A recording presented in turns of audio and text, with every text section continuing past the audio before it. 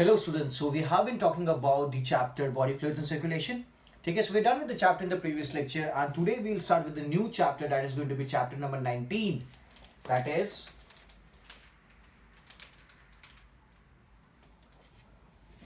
so we'll talk about chapter number 19. Okay? Now the chapter deals with the process of excretion. ठीक है, तो excretion की अगर बात करते हैं तो कौन सी चीज की excretion यहाँ पे हो रही है? What has to be excreted out of the body?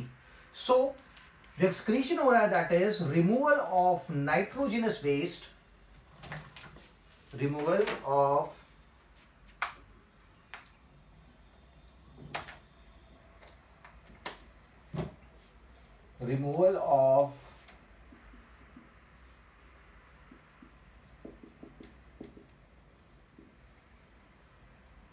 nitrogenous waste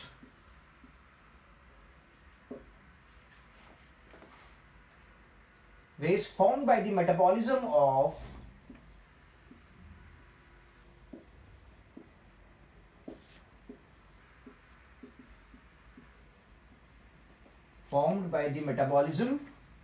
of proteins and nucleic acids.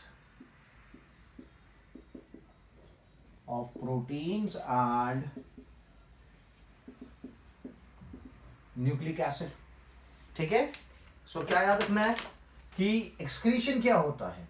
So excretion is removal of nitrogenous waste which is formed by the metabolism of proteins and nucleic acid. We can also term it as the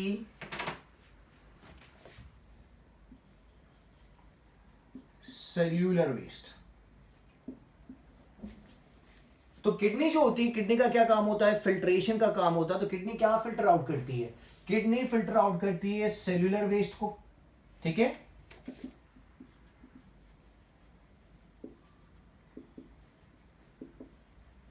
filters out cellular waste and forms urine. Kidney filters out the cellular waste and forms urine. ठीक है, now एक और important चीज जो kidney करती है, that is maintenance of osmolarity. नहीं लिख देते, that is osmoregulation. So what is osmoregulation? So osmoregulation की बात करते हैं, that is maintenance of osmolarity of extracellular fluid. Maintenance of osmolarity of extracellular fluid. Okay, that is osmoregulation. Done. So excretion मैंने आपको बता दिया, that is removal of nitrogen waste. कब बनता है nitrogenous waste? So this nitrogenous waste is formed by the metabolism of proteins and nucleic acid. दूसरी चीज मैंने बोली cellular waste, मतलब kidney filters out the cellular waste and forms urine. Cellular waste का form होता था, so this is formed during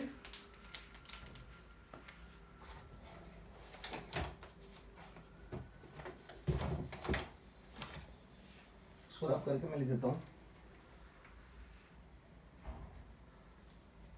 Okay, it is formed during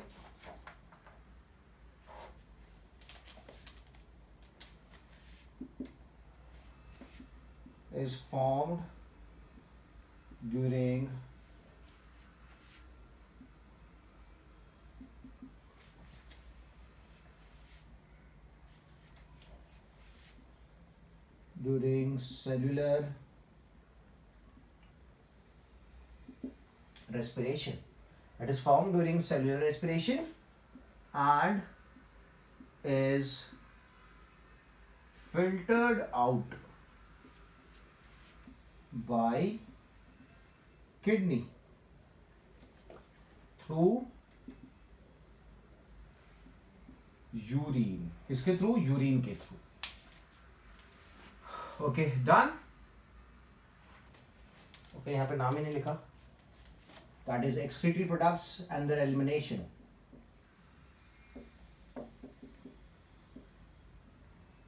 Excretory products, okay, and their elimination.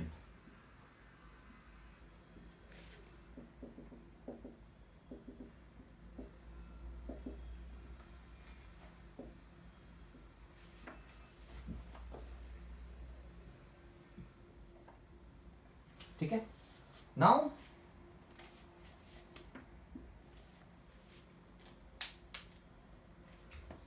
let's go through the definition of osmolarity as well. तो यहाँ पे लिख देते हैं osmolarity का definition.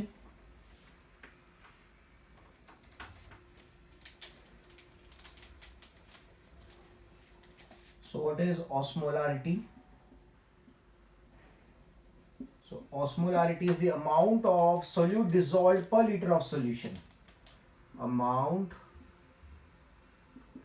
of solute dissolved per liter of solution. Amount of solute dissolved per liter of solution is known as osmolarity. अगर unit देखें इसका तो it is milli osmol per litre. Unit क्या है? यूनिट इज मिली ऑस्मोल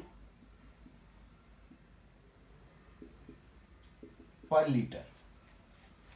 ठीक है? This is the unit of osmolarity. So osmoregulation is maintenance of osmolarity. What is osmolarity? वो मैंने बता दिया. That is the amount of solute dissolved per liter of solution. Now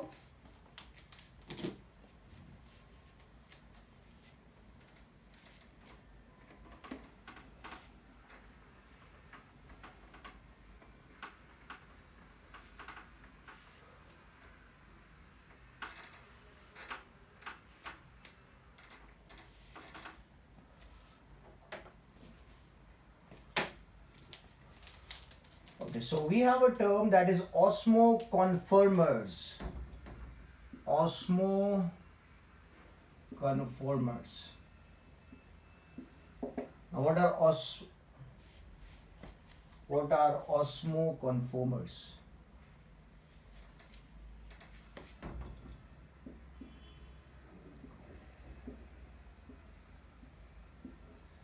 What are osmoconformers? So let's define them as animals that change their osmolarity, okay, according to the external medium. Animals that can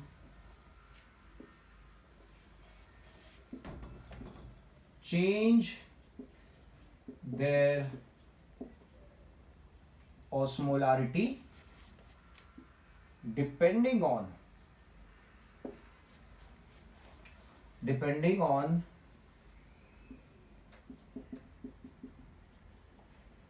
external medium. So animals that can change their osmolarity depending on the external medium, those are known as osmoconformers. और example अगर देखें, so we can take the examples of invertebrates. All the invertebrates are osmoconformers, and you can take the example of hagfish, that is myxine. तो invertebrate है, and vertebrates में आप myxine की बात कर सकते हो, that is a hagfish. So animals that can change their osmolarity depending on external medium. दूसरा टर्म है osmoregulators. So we have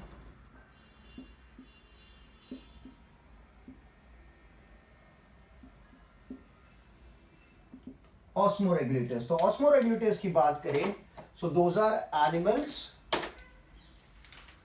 that maintain constant osmolarity of the body fluids irrespective of the external medium. Animals that can maintain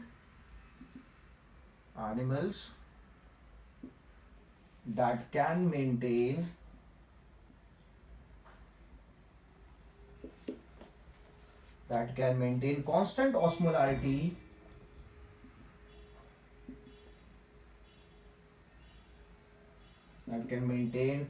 osmolarity of body fluids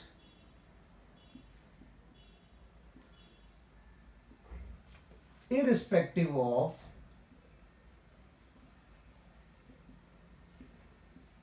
external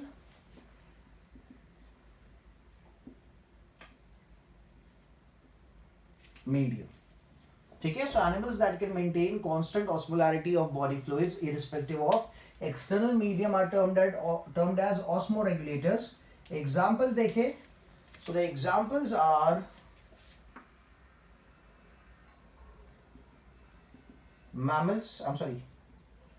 vertebrates. Vertebrates is a bigger group compared to the mammals. और यहाँ पे मैं एक और point add करना चाहूंगा, irrespective of external medium, by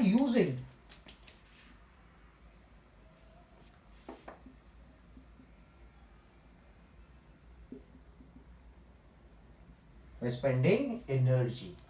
ठीक है, so क्या क्या याद रखना है? Animals that can change the osmolarity, यहाँ पे animals that can maintain osmolarity of body fluids irrespective of external medium by spending energy. बाहर जो भी osmolarity रहेगी ये अपना osmolarity maintain करके रखे, not like the osmoconformers. These are osmoregulators. Examples कौन है? Vertebrates. यहाँ पे एग्जाम्पल थे इनवर्टिब्रेट्स, और यहाँ पे एक वर्टिब्रेट मैंने मेंशन किया था, that is myxine, that is the hagfish. Clear है? नाउ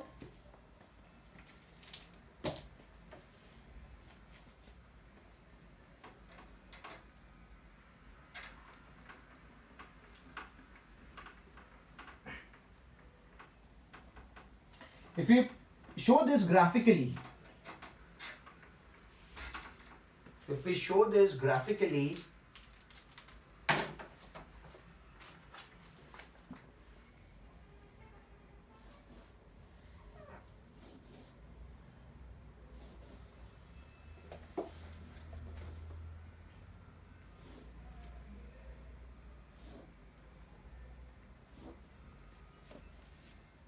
ठीक है, so graphically अगर इसे दिखाए, let's show the osmolarity of external medium on this side.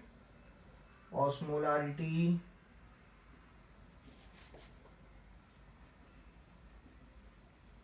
of external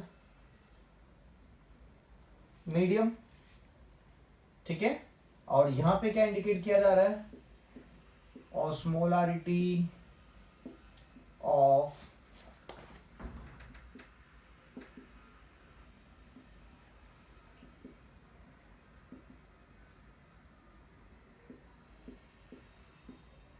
of internal medium.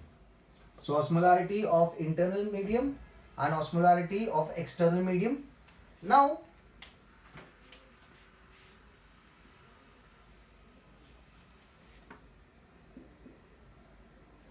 what is going to happen is, अगर मैं बात करता हूं ऑस्मो कन्फर्मर्स की, तो ऑस्मो कन्फर्मर्स क्या करते हैं? बाहर जो चेंज आएगा ऑस्मोलारिटी में, उस अकॉर्डिंग उनकी बॉडी में भी चेंज आएगा. So they are going to be like this. जैसे जैसे ऑस्मोलारिटी एक्सटर्नल मीडियम में बढ़ेगी, उनके अंदर भी ऑस्मोलारिटी क्या होगी? बढ़ेगी. So they're going to be like this. So this one is osmo conformers. Osmo conformers. ठीक है? Then जो अपना रेगुलेट करके रखेंगे, जिसको अपन ऑस्मो रेगुलेटर्स बोलते हैं,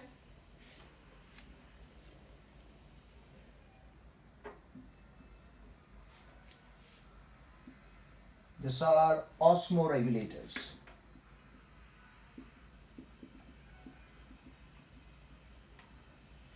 these are osmoregulators.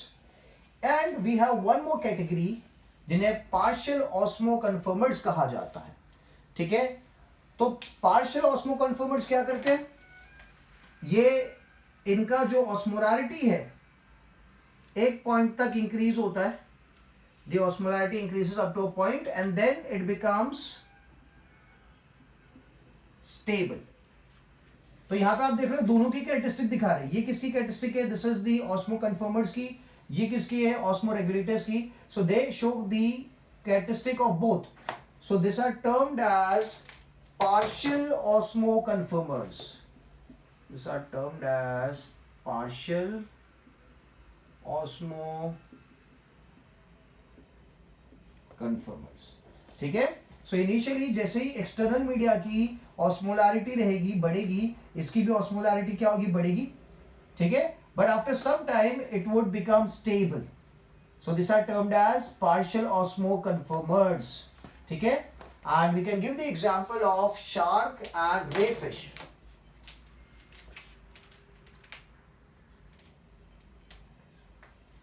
Okay, so examples are shark and ray fish. Examples are shark and ray fish, and they belong to the group that is Elasmobranchus.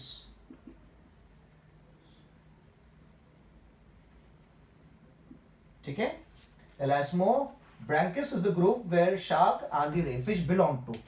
Okay, so I hope this is very clear. This is indicating the osmoconformers, this is indicating the osmoregulators, and this one is indicating the partial osmoconformers.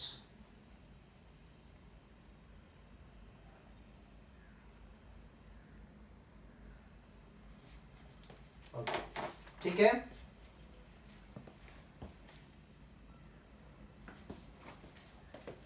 Now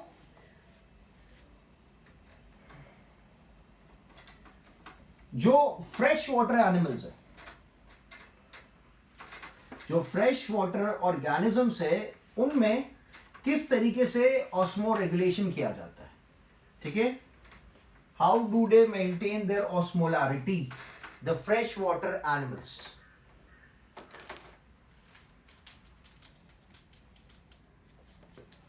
okay, so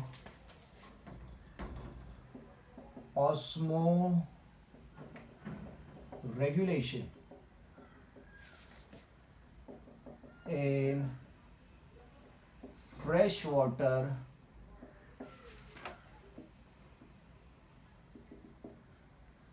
habitat. ठीक है. Osmo regulation in fresh water habitat.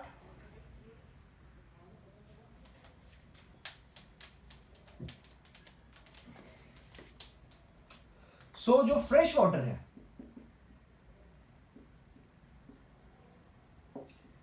is hypotonic to the osmolarity of body fluids. Is hypotonic to the osmolarity of body fluids. ठीक है. जो fresh water होता है is hypotonic to the osmolarity of body fluids. इसका मतलब क्या हुआ कि बॉडी फ्लूइड्स में there are more number of solute और ions compare to the fresh water. ठीक है. फ्रेश वाटर में जो सोल्यूट का कंटेंट है वो क्या है? कम है. और बॉडी फ्लूइड्स में सोल्यूट का नंबर जो है वो क्या है? वो ज्यादा है. ठीक है. मतलब इन शॉर्ट आप इस तरीके से बोल सकते हो, बॉडी के अंदर जैसे कंडीशन लाइक कॉन्सेंट्रेटेड सोल्यूशन है और बॉडी के बाहर डाइल्यूट सोल्यूशन है, तो होगा क्या? पानी बॉडी के अंदर एंटर होगा. ठीक है. तो बॉडी के अंदर जो फ्लूइड है उसकी ऑस्मोलैरिटी क्या है? उसकी ऑस्मोलैरिटी इज हाई. ठीक है. उसमें सोल्यूट ज्यादा है. तो सोल्यूट ज्यादा होने की वजह से अब क्या होगा? जो एनिमल्स है फ्रेश वाटर हैबिटाट वाले, faced by animals staying in fresh water habitat. क्या प्रॉब्लम हो सकता है? सो दो मेन प्रॉब्लम होते हैं इन एनिमल्स को, बिकॉज बाहर हाइपोटोनिक सोल्यूशन है और इनकी बॉडी के अंदर हाइपरटोनिक कंडीशन है। There is they gain water, animals gain water. और दूसरी क्या कंडीशन है, इनकी बॉडी में आयंस का प्रोपोर्शन ज्यादा है तो आयंस बाहर चले जाते हैं, क्योंकि बाहर फ्रेश वाटर है, फ्रेश वाटर के अंदर आयन का कंटेंट कम है। तो अब क्या होगा, loss of ion. Ions are important for the body, but यहां पे क्या हो रहा है, आयंस का लॉस हो रहा है, उसी के साथ they are gaining water. So how does a animal staying in fresh water habitat deal with this problem? तो यहां पे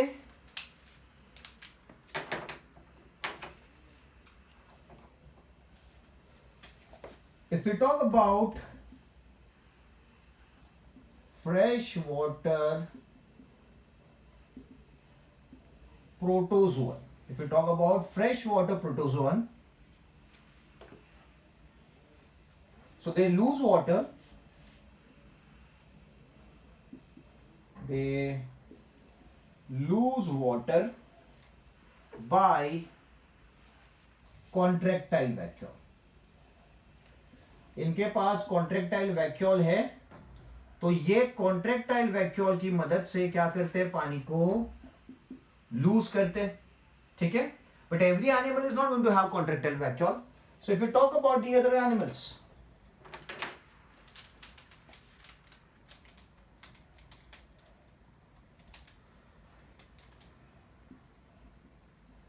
so fresh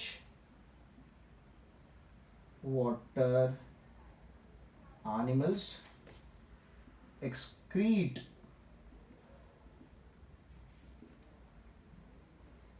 dilute urine. Fresh water animals excrete dilute urine, ठीक है। तो इससे क्या होगा, extra water can be removed, है ना। अगर डाइल्यूट यूरिन निकालेंगे तो जो इनटेक हुआ था, एनिमल्स गेन वाटर, तो जो एक्स्ट्रा वाटर है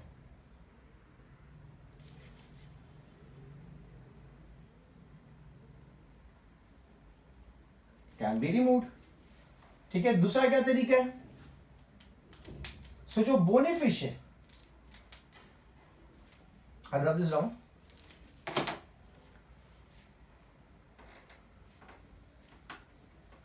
Telost, that is the bony fish. So the bony fish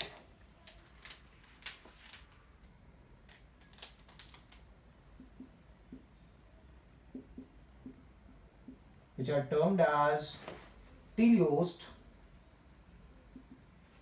they do not drink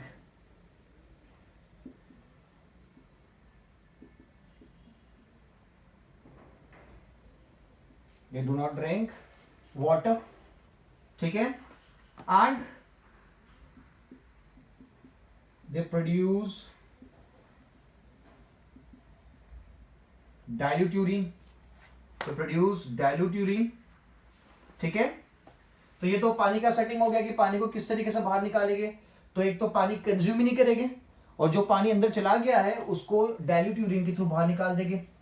अब आयंस की रही, लॉस ऑफ आयंस भी होगा, तो जो आयंस बाहर चले गए बॉडी से उनको अंदर पंप किया जाएगा। तो लिखेंगे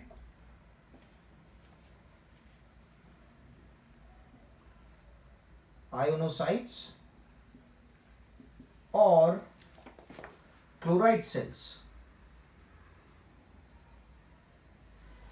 present on gills,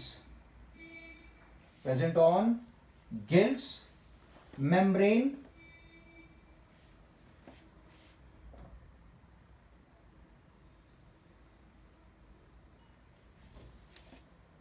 actively pump Na positive and Cl negative from outside to inside of body. ठीक है, सबसे इंपॉर्टेंट पॉइंट है ये कि जो आयोनोसाइट्स या फिर स्पेशलाइज्ड सेल्स प्रेजेंट है जिन्हें क्लोराइड सेल कहा जाता है, ओके, जो कहां प्रेजेंट है, गिल्स की मेम्ब्रेन पे प्रेजेंट है, ये क्या करते हैं, ये एक्टिवली पंप करते हैं किसको, Na+ एंड Cl नेगेटिव को फ्रॉम आउटर साइड, है ना, बॉडी के बाहर से to the inner side of the body, and thus जो लॉस ऑफ आयन हुआ था उसको क्या किया जाएगा, उसको कंपेंसेट किया जाएगा, जितने आयंस बाहर चले गए थे उनको वापस से पंप करके बॉडी के अंदर डाल दिया जाएगा। आपको पता है sodium and chloride ions are very important, ठीक है, क्लियर है। सो बोनी फिश के केस में क्या है, they do not drink water and they produce dilute urine, तो जो एक्सेसिव वाटर था वो तो निकल गया। आयंस के लिए क्या किया है, आयंस के लिए there is presence of ionocyte और chloride cells on the gill membrane which actively pump Na+ and Cl- from outside to the inside of body, ठीक है। Now, so this was osmoregulation in freshwater habitat. Now let's talk about osmoregulation in marine habitat.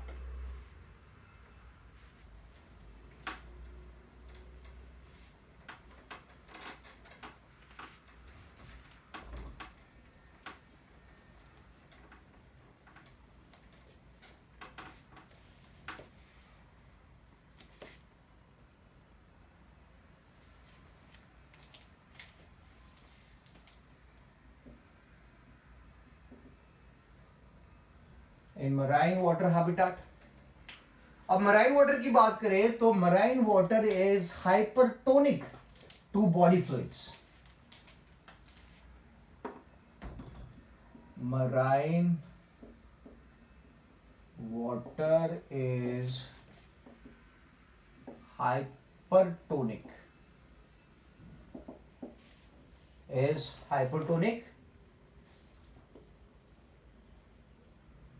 to the osmolarity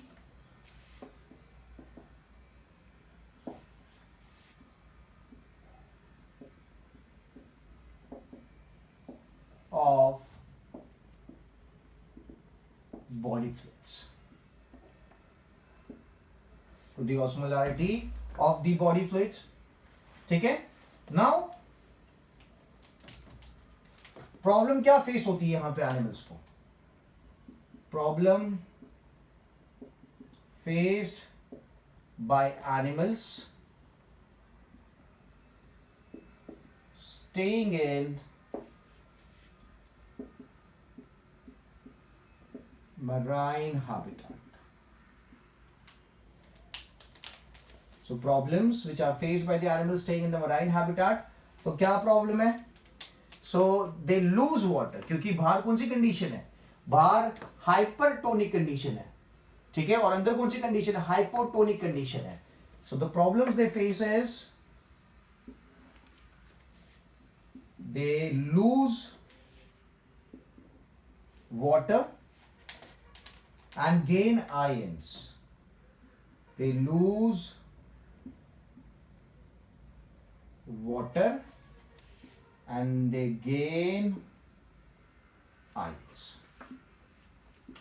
They lose water and gain ions. उल्टा हो रहा है। जब आप बात कर रहे थे फ्रेश वाटर हैबिटाट की, तो वहां पे क्या हो रहा था, पानी का एब्जॉर्प्शन हो रहा था एंड आयंस का लॉस हो रहा था। यहाँ पे क्या हो रहा है, पानी का लॉस हो रहा है और आयंस का क्या हो रहा है, एब्जॉर्प्शन हो रहा है by the animals. Now how do the animals face this problem? तो जैसे कि elasmobranchs की बात करें, elasmobranchs, those are cartilage fish.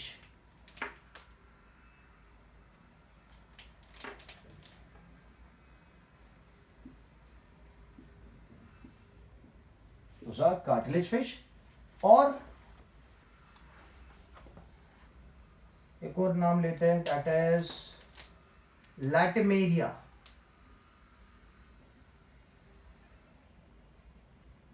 Okay, Latimeria की अगर बात करें तो इस केस में इसका it is known as coelacanth. is known as coelacanth, ठीक है, and it is a living fossil. living fossil मतलब जो काफी टाइम से अर्थ सरफेस के ऊपर एग्जिस्ट करती हो, जो काफी टाइम से अर्थ की सरफेस पे एग्जिस्ट करती हो, ठीक है. सो elasmobranchs that is cartilage fish and lechmeria that is a living fossil जिसका दूसरा नाम क्या है, कोइलोकांथ.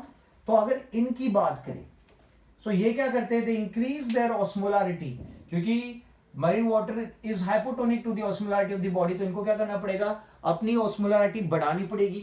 किस तरीके से, so they increase their osmolarity by retaining urea. This animals they increase their osmolarity. They increase their osmolarity by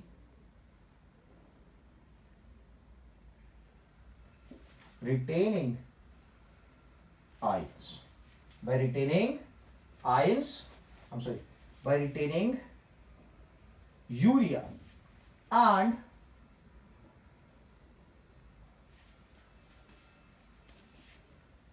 TMAO. एक और चीज को रिटेन करते हैं, that is written as TMAO, that is trimethyl amine oxide. That is trimethyl amine oxide. Trimethyl amine oxide. Clear है.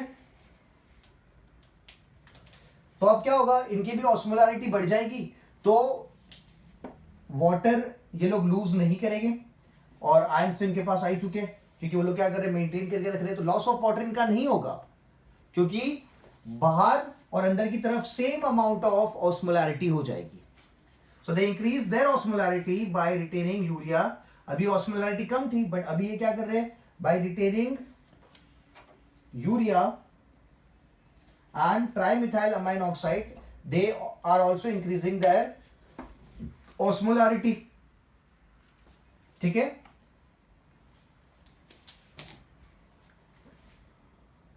So I'll write this down. So increase their osmolarity by retaining urea and TMO. तो जिससे क्या होगा, इससे blood में osmolarity of blood is raised.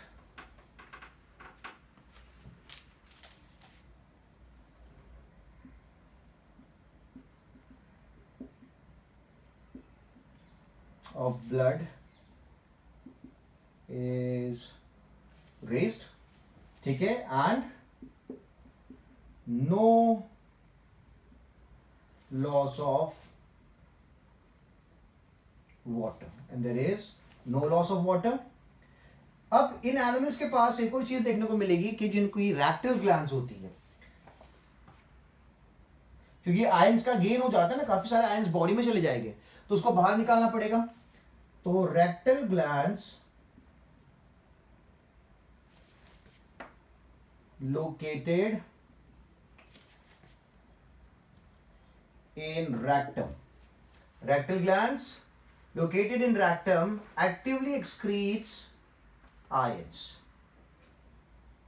Actively मतलब ATP use करके actively excretes ions out of body. ठीक है. तो दोनों प्रॉब्लम का सोल्यूशन कर दिया कि यार अगर पानी बॉडी में से लूज हो रहा था तो अपनी ऑस्मोलारिटी बढ़ा दी बाय रिटेनिंग यूरिया, एंड जो आयंस को गेन कर लिए थे उनको क्या किया जाता है, rectal gland located in the rectum actively excretes ions out of the body. तो गेन हुए थे आयंस, वो भी बाहर चले जाएंगे. ठीक है. Done. Now, in case of bony fish, ये मैंने कार्टिलेज वाली फिश की बात करी. अगर बोनी फिश की बात करते हैं, सो बोनी फिश के केस में इस प्रॉब्लम को कैसे हैंडल किया जाएगा.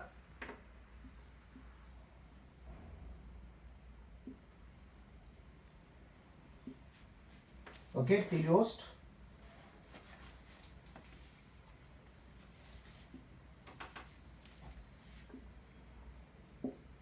That is bony fish. तो बोनी फिश के केस में इस प्रॉब्लम को कैसे हैंडल किया जाएगा? तो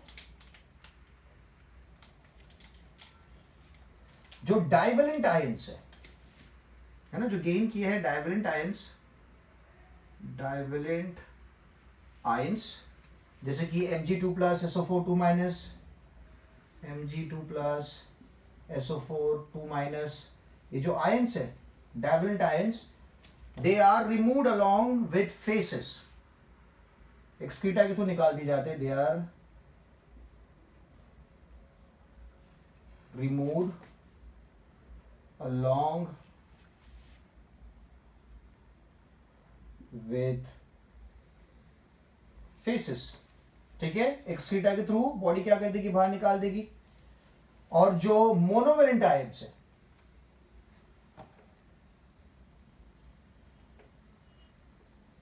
मोनोवेलेंट आयंस, जैसे कि Na plus Cl minus, okay, they are removed actively by ionocytes. They are removed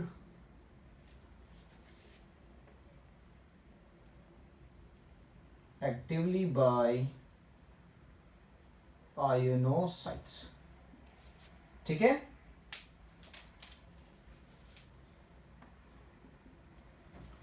so divalent ions जो है, जैसे कि Mg2 प्लस SO4 2 माइनस, उनको कैसे रिमूव किया जाएगा? They removed along with the excreta. और जो मोनोवेलेंट आयंस है like Na plus Cl minus, they are removed actively by ionocytes. Now अगर मैं बात करूं दूसरे एनिमल्स की, जैसे क्रोकोडाइल की अगर बात करता हूं, तो आयंस गेन हो जाएंगे क्रोकोडाइल के भी, बॉडी के अंदर आयंस जाएंगे, may be through the diet और फूड. तो इन आयंस को निकालने के लिए क्या है,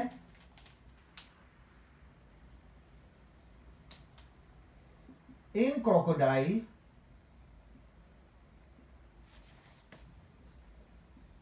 there is presence of orbital glands.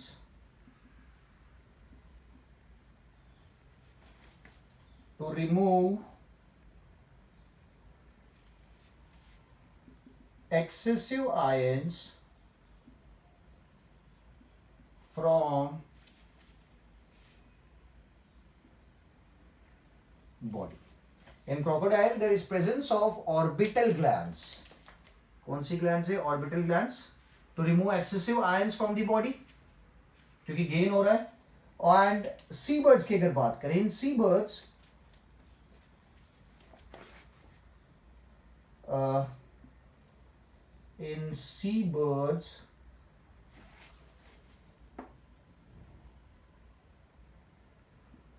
excessive ions या फिर salt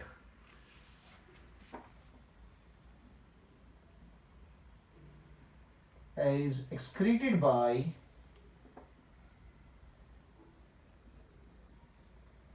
nasal glands. ठीक है, डन. सो बर्ड्स के पास एक्सेसिव आयंस और सॉल्ट को निकालने के लिए, मे बी बर्ड्स जो सी बर्ड होगी उनके डाइट में भी जो एनिमल्स वो लोग कंज्यूम करेंगे, उससे आयनिक कंसंट्रेशन, सॉल्ट कंसंट्रेशन बढ़ जाएगा उनकी बॉडी में. तो जो एक्सेसिव सॉल्ट उसको निकालने के लिए उनके पास क्या है, नेसल ग्लैंड है, obviously located near the knows.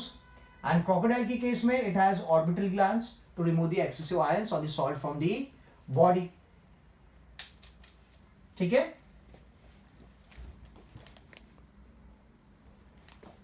Okay, so now marine habitat हो गया, फ्रेश वाटर हैबिटेट हो गया. Now let's talk about osmo regulation in the terrestrial habitat. ठीक है, टेरेस्ट्रियल हैबिटेट में किस तरीके से एनिमल्स अपना ऑस्मोलैरिटी मेंटेन करते हैं.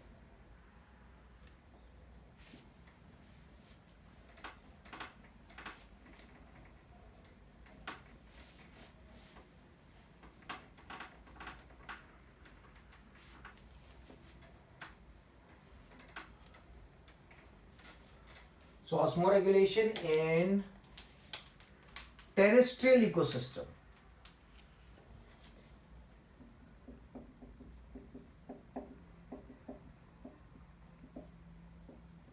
In terrestrial habitat. ठीक है, तो किस तरीके से, लेट्स चेक. See, जो terrestrial habitat, it is the most harsh habitat. It is the most harsh habitat because there's a higher risk of dehydration. Most harsh habitat due to presence of moisture in atmosphere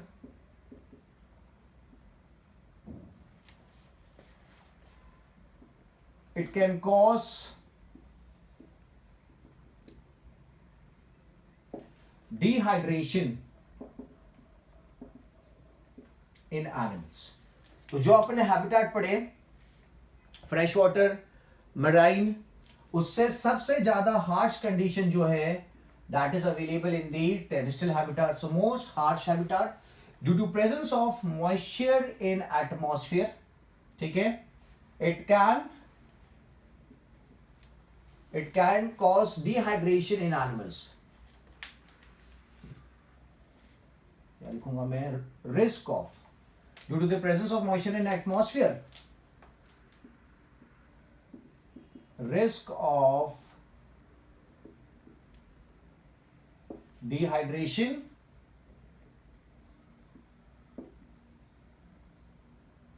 increases. Risk of dehydration increases in animals. ठीक है, so now जो सबसे successful group है terrestrial habitat में, जो सबसे अच्छी तरीके से जो हार्श कंडीशन को what do you call, is able to clear up the harsh condition and is able to survive in the harsh condition, high moisture condition, that is the amniotes.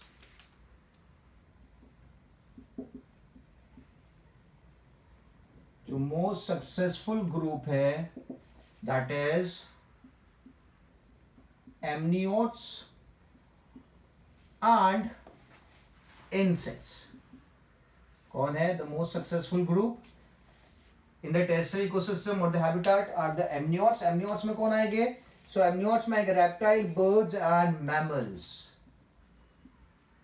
So we have the reptiles, birds and mammals. ठीक है, तो most successful group है जिसमें amniotes है, okay, that is reptiles, birds and mammals and insects है. अभी insects की अगर बात करते हैं तो इंसेक्ट्स के पास क्या है? So they have a waxy epicuticle cuticle over exoskeleton. They have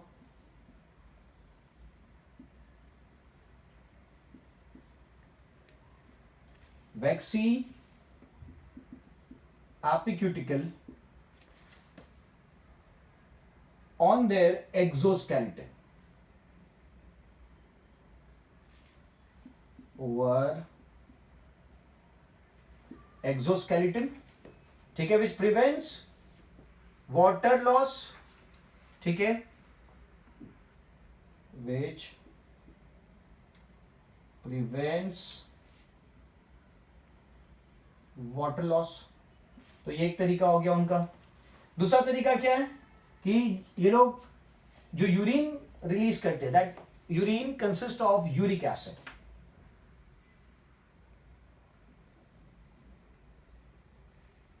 excretion of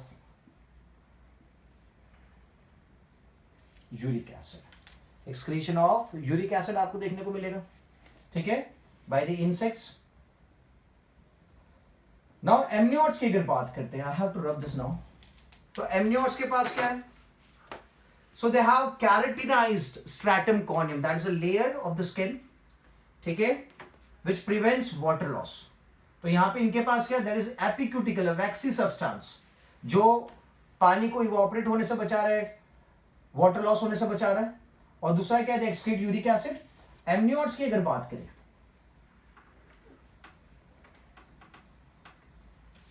so amniotes के पास क्या है, so amniotes they have keratinized,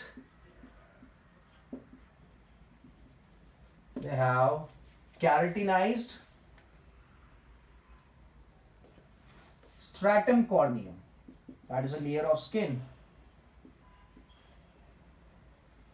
They have keratinized stratum corneum, ठीक है, which prevents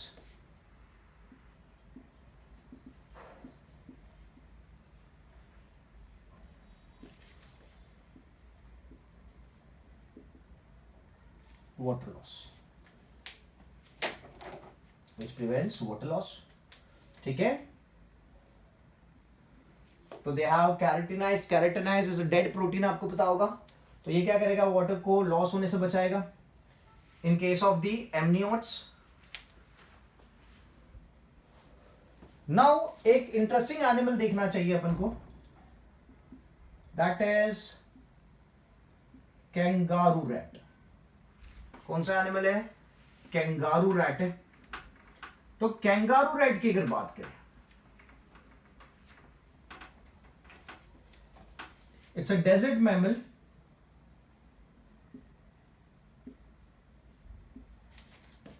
it is a desert mammal.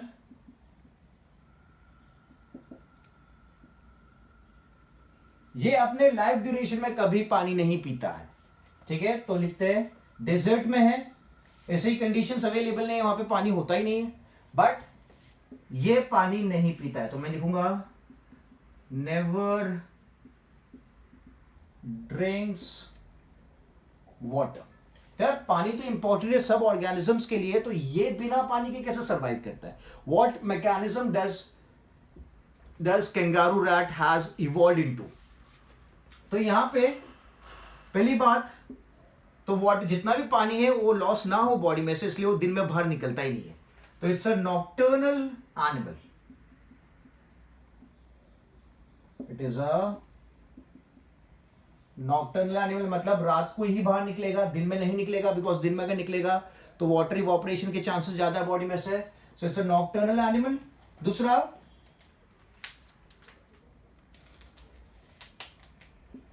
remains in burrow during daytime. उसका जो उसने whole डिग किया होता है उस बरो में ही रहता है पूरे दिन, बाहर नहीं निकलता है. जैसे मैंने यहां पे मेंशन किया, इट्स अ नॉक्टर्नल एनिमल, ठीक है. अब यहां पे ये एक एनिमल एक मैकेनिज्म फॉलो करता है, that is nasal counter current heat exchange mechanism. कौन सा मैकेनिज्म है, let's put it with the other colour, that is nasal counter current, nasal counter current heat exchanger mechanism.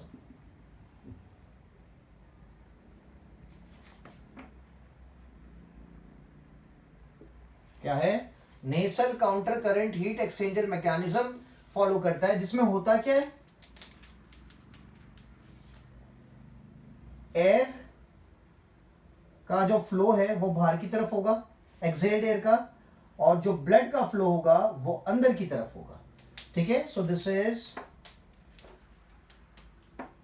Direction में दिखा रहा हूं, एक्सेल्ड एयर, और जो ब्लड है वो क्या है, ब्लड फ्लो अंदर, उसकी जो डायरेक्शन है वो अंदर की साइड है. तो जब आप एक्सेल करते हो, अभी आपको पता होगा ठंड का सीजन चलता है, तो आप जब एक्सेल करते हो तो आपको कुछ दिखता है बाहर आता हुआ, दोज आर वाटर वेपर्स. वो क्या होते हैं, वाटर वेपर्स होते हैं. तो अब जब एक्सेल्ड एयर में वाटर वेपर्स है वो बाहर की तरफ जा रहे हैं, और वो किससे कांटेक्ट में आते हैं, वो ब्लड वेसल्स के कांटेक्ट में आते हैं, ब्लड फ्लो के कांटेक्ट में आते हैं. तो होता क्या है, जो ब्लड है ठंडा होता है, तो जिसकी वजह से जो एक्सेल्ड वाटर वेपर्स थे वो क्या हो जाते हैं, वो रिट्रीव हो जाते हैं, वो कंडेंस हो जाते हैं और वो अंदर की तरफ आ जाते हैं। ठीक है, तो मैं यहां पे रब करके लिखूंगा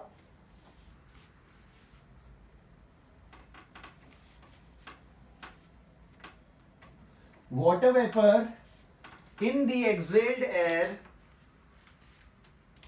are retrieved back in the body. So water vapor in exhaled air are retrieved back in the body. ठीक है, तो जो एक्सेल्ड एयर में वाटर वेपर था उसको भी बॉडी क्या कर लेगी, उसको भी बॉडी अंदर ले लेगी। Through which mechanism, nasal counter current heat exchanger mechanism. क्योंकि जो एयर का फ्लो रहेगा वो बाहर की तरफ रहेगा और ब्लड का फ्लो अंदर की तरफ रहेगा। इससे क्या होगा, जो वाटर वेपर्स थे वो कंडेंस हो जाएंगे और फिर से अंदर की तरफ आ जाएंगे। ठीक है, नाउ जो यूरिन होती है इनकी, क्योंकि पानी का लॉस नहीं करना है, तो यूरिन इज हाईली कॉन्सेंट्रेटेड। जो यूरिन होती है इन एनिमल्स की वो भी क्या होती है, हाईली कॉन्सेंट्रेटेड होती। Is it clear? सो जो कैंगारू रैट है वो कभी भी पानी नहीं पीता है, उसकी यूरिन क्या होती है, कॉन्सेंट्रेटेड होती है, इज हाईली कॉन्सेंट्रेटेड, क्योंकि पानी रिलीज नहीं करना है। और उसके नोज में there is a system known as nasal counter current heat exchanger mechanism, जो क्या करता है, जो water vapour in the exhaled air होती है उसको भी रिट्रीव कर लेता है बैक इन द बॉडी। तो वाटर वेपर के थ्रू भी आपका पानी का लॉस नहीं हो रहा है। ठीक है, तो पानी पी तो नहीं रहा है बट पानी को बाहर भी नहीं जाने दे रहा है in any form. Now what is the source? अगर मैं बोलता हूं कि यार पानी पी नहीं रहा है तो उसके पास where would he get the water from, क्योंकि वाटर तो बहुत इंपॉर्टेंट है ना। तो ये जो कैंगारू रैट है ये जो वाटर यूज करता है, water used is metabolic water. अब आप बोलेंगे मेटाबॉलिक वाटर क्या है, तो 10th स्टैंडर्ड में आप एरोबिक रेस्पिरेशन पढ़ते थे और एरोबिक रेस्पिरेशन में आप क्या करते थे, ग्लूकोज का ब्रेकडाउन करते थे, मतलब खाना। तो जब ये भी एनिमल ग्लूकोज का ब्रेकडाउन करता है इन प्रेजेंस ऑफ ऑक्सीजन, तो आपको क्या मिलता था, आपको मिलता था एनर्जी, आपको मिलता था CO2 और आपको मिलता था वाटर। तो ये जो वाटर होता था ये है मेटाबॉलिक वाटर। कौन सा वाटर है ये?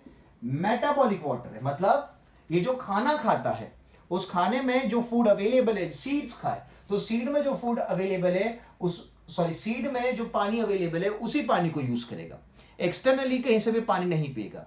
So water use is metabolic water, okay, which is obtained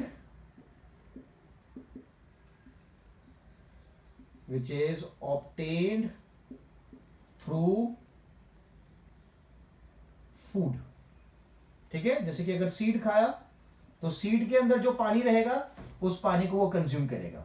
ठीक है, तो उसके फूड के साथ जो उसको पानी मिल रहा है फूड के अंदर, okay, through the process of, ये कौन सा प्रोसेस हो गया, आप मेटाबॉलिज्म बोल सकते हो ना, aerobic respiration. Through the metabolism जो भी पानी उसे अवेलेबल रहेगा मेटाबॉलिक वाटर उसको ही कंज्यूम करेगा और कोई एक्सटर्नल सोर्स से पानी नहीं पिएगा ड्यूरिंग इट्स लाइफ टाइम। ठीक है, और पानी को बाहर भी नहीं जाने देगा।